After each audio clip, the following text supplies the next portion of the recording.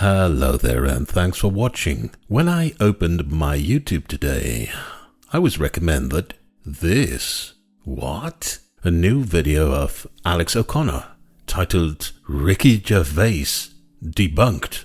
Excuse me? Alex O'Connor is starting to debunk atheists now?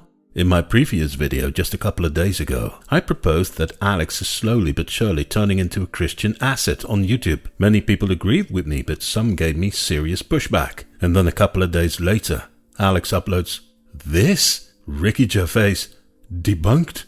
Alex, you debunked nothing. All you did was practicing some very poor reasoning. Besides, trying to debunk atheists and failing miserably at it is a Christian apologist's job. And if you start uploading videos in which you supposedly debunk atheists, then Christian apologists will accept this as a gift from their supposed heaven, and they will use snippets of your video for years on end in order to support and strengthen their religious propaganda. That is what you're contributing to by making videos like these. What are you doing here? You've now created a situation in which we atheists have no choice but to file you in the Christian asset cabinet. We now have to start debunking you in the same way that we debunk people like William Craig, Ray Comfort and Frank Turek. Because, really, your video titled Ricky Gervais Debunked is the worst video you ever made. Let's first watch it and then I will explain why Alex's video is so incredibly bad. It's only about 1 minute long, so let's listen to Alex. Ricky Gervais is popular for having said... You believe in one God, I assume, but there are about 3,000 to choose from. So basically, you don't believe in 2,999 gods, and I don't believe in just one more. Right. Which I think is the most unthinking thing that you can say about the issue of God's existence. Imagine you were sat around with your 10 brothers and none of you had ever met your father, and you were discussing, what do you think our father was like? One of your brothers says, well, you know, I think he might have been French. And someone says, no, I'm sure he was American. If you look at the kind of man that Mum's into, I'm sure he might have been American. And, the next brother thinks he's Italian. The next brother thinks that he's German, and it gets round to me and I say, you know what, guys, I don't think we had a dad. They're like, what? Of course you had a bloody dad. What are you talking about? Like, oh, hold on, guys. You don't believe in the French dad and the American dad and the German dad. You don't believe in any of those dads. I just go one dad further. Mm-hmm. It's like, I think you're making a mistake there. Notice that there is a huge difference between, say, the difference between 10 and 11, or the difference between 5 and 6, and the difference between 0 and 1. It's a difference of quality rather than just quantity. Sweet mother of Gandalf, where even to begin? First, let's appreciate that when it comes to comedy, Alex is no Ricky Gervais. Alex has no clue how to behave when people start laughing because of something he said, which is quite funny in itself. And Ricky Gervais being popular for saying, I believe in one God less than you? Well, no. Ricky Gervais is mostly popular for being one of the most successful comedians and TV stars and TV producers in the world. And he happens to be an atheist. But let's try to figure out what is going on here. Because obviously Alex wants to debunk Ricky Gervais. But is he really doing that? No, not at all. One of the first problems of Alex's video is that he doesn't really explain what he thinks the argument of Ricky Gervais entails, and he doesn't explain how he supposedly debunks Gervais. All he seems to be doing is making some sort of silly parody of the argument of Ricky Gervais, using a totally ridiculous analogy, and then he continues to walk a totally different path, arguing that Ricky is confusing a qualitative issue for a quantitative issue. So, what about the I believe in one God less than you argument?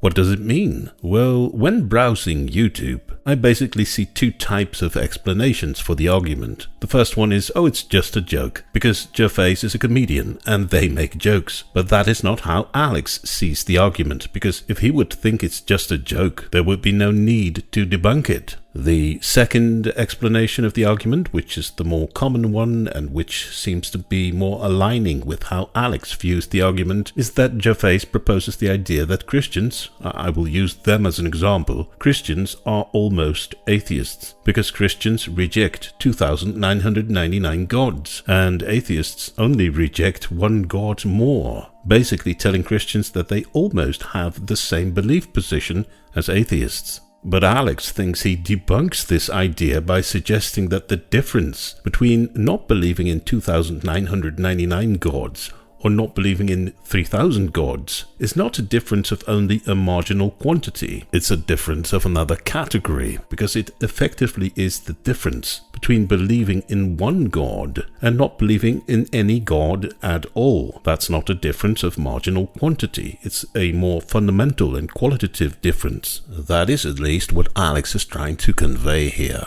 But the problem is that Alex focuses on the numbers and suggests that the numbers are the actual argument, but they're not. The argument of Gervais goes one solid layer deeper and is about the fundamental principle of applying critical thinking in your assessment of all gods, instead of giving your own favorite god a get-out-of-jail-free card. Gervais is only using the numbers to expose how arbitrary believing in specific gods is. Christians reject 2,999 gods for similar reasons that they could use to reject all 3,000 gods, including their own. But Alex is now trying to make the argument of Gervais look silly, and says he debunked it by performing a sleight of hand. Alex replaces stuff that is not proven to exist, like gods, with stuff that we do know to exist, like dads and countries, which of course turns Gervais's argument in a nonsensical parody that has got nothing to do with the original argument. Of course, no one would use this argument in case we're discussing things that demonstrably exist.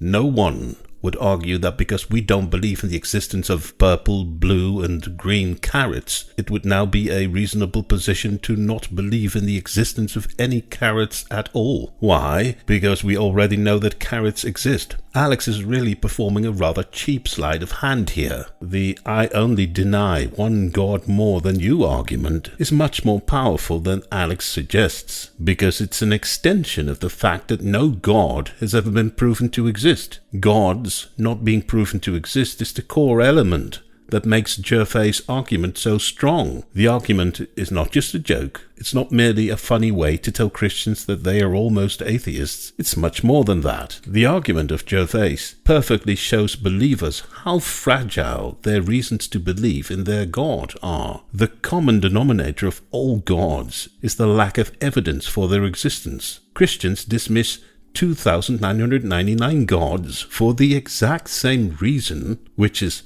lack of evidence, that Gervais dismisses all 3,000 of them, basically telling Christians that if they were to assess their own God in the same way that they assess 2,999 other gods, they should stop believing in their own God as well. That is the real power of the argument. It shows how arbitrary belief in any god is. All of them have ancient stories. All of them have believers who claim personal experiences. All of them claim revelations and miracles. All believers from all around the world have similar reasons to believe in their own favorite gods. And all believers reject the other gods for similar reasons. Yet most of them totally contradict each other. At best, only one specific small group of believers can be right, but all of them can be wrong, which would offer an instant and powerful explanation for all the unanswered religious questions, the many contradictions between individual religions, and the many contradictions between religion and the reality that we observe. I know,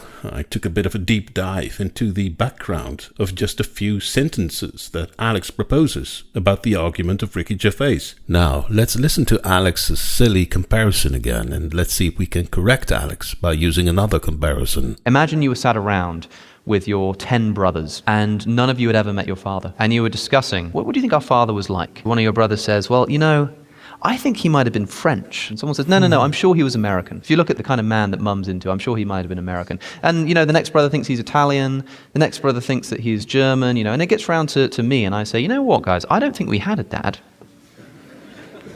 They're like, what? Of course you had a bloody dad. What are you talking about? Like, oh, hold on, guys. Like, you don't believe in the French dad and the American dad and the German dad. You don't believe in any of those dads. I just go one dad further. Yeah, so this of course is a totally silly and false analogy that doesn't debunk anything. As explained, the lack of evidence for the existence of gods is the underlying core principle of the argument of Ricky Gervais. Comparing that to brothers contemplating the country of origin of their father totally misses the point. Fathers and countries demonstrably exist. Gods don't. In order to make a proper analogy, Alex should not have compared gods to fathers, but to other beings who are not proven to exist. So let's reset the stage again. There are 10 brothers in a room. The first brother says, I believe vampires originate from France. The second brother says, well, I believe vampires originate from America. Third brother says, I believe vampires originate from Italy. Fourth brother says, I believe vampires originate from Germany, and so on. And then the 10th brother says, you know what? I don't believe that vampires exist whatsoever. And then all the other brothers go, what do you mean we don't have vampires? And then the 10th brother says, well, you don't believe in French, American, Italian and German vampires. I just go one type of vampires further. So now that we've made the proper comparison, that 10th brother doesn't look so silly anymore. He just thinks, well, all you individuals believe in these very specific types of vampires, while none of them is proven to exist, but all of you deny each other's specific vampires for roughly the same reasons. So then it's only a very small step to apply those reasons to all vampires and not believe in any of them. Now Alex could say, well, you're confusing a qualitative issue with a quantitative issue. No, I don't. It's been a qualitative issue all along. The argument is not about the numbers. You created this quantitative versus qualitative contradiction by making a comparison with dads and countries. When we're talking about gods or vampires, the issue does not exist.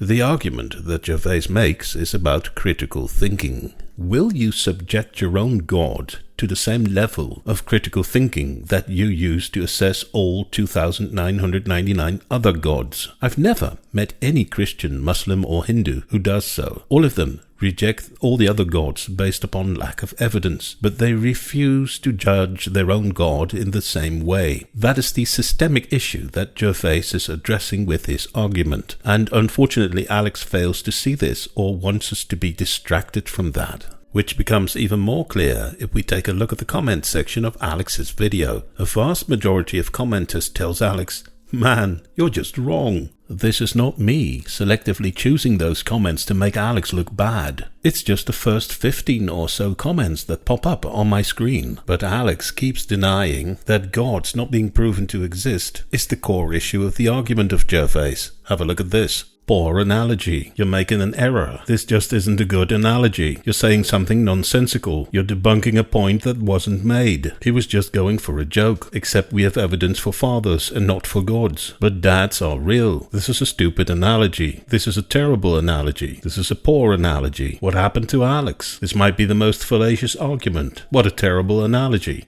Alex has responded to this in his comment section. He says, this is so weird. People saying, but we have evidence for dads, have completely missed the point. Of course they are not comparable in that sense. The argument is only that 1 less X doesn't work. No, Alex, your commenters do get the point. They realize that 1 less X does work in case we're talking about beings that have not been proven to exist, because then the argument revolves around critical thinking. Are you, as a Christian, going to apply the same level of critical thinking towards your own God as you apply to any other God? If you use dads and countries as an example, then the argument doesn't work anymore.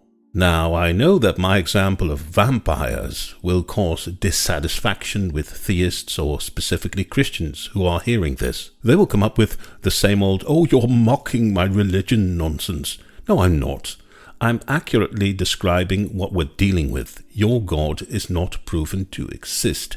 I can't help that. That's your problem. If you finally prove the existence of your God, then I don't have to make these comparisons with vampires, unicorns, or wizards anymore. But as long as nobody proves the existence of your God, I will file your God in the not proven to exist cabinet, making your God part of the same lineup as vampires, unicorns, and wizards. Thanks for watching.